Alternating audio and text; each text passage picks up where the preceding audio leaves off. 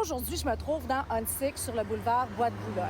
La résidence que vous voyez derrière moi est à vendre depuis quelques mois. La Ville de Montréal veut l'acquérir. Sa valeur est de 3,4 millions de dollars. Mais en attendant, il y a un bail qui a été signé avec la Société de développement social et il y aura, à compter du 1er août, des personnes en situation d'itinérance qui vont y vivre. J'ai appris la nouvelle à cette voisine. Puis même quand j'ai parlé avec le courtier immobilier, parce que quand j'ai vu que la bâtisse était mise en vente, je l'avais appelé puis il m'avait dit que ça allait être probablement la ville pour le bureau administratif.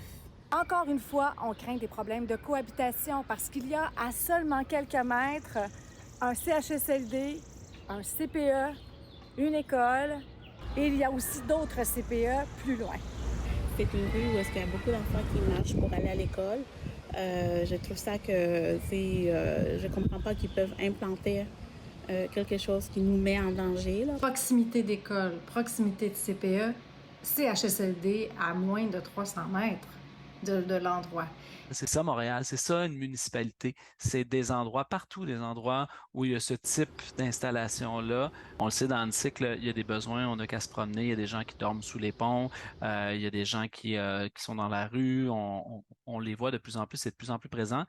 La maison qui appartient actuellement à la Fondation Garcia compte 18 chambres, une cour extérieure. Donc, un maximum là, de 50 personnes. C'est pas un centre de consommation. Ce n'est pas un endroit là où il y aura de l'échange de matériel ou quoi que ce soit.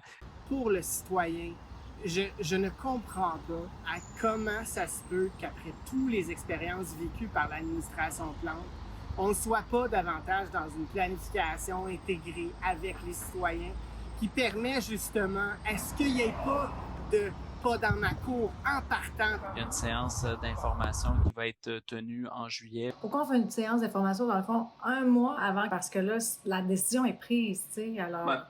Effectivement, c'est pas un référendum, c'est une séance d'information. Dans le fond, on vient informer, on vient entendre aussi les préoccupations des gens, justement, pour venir adapter le tir.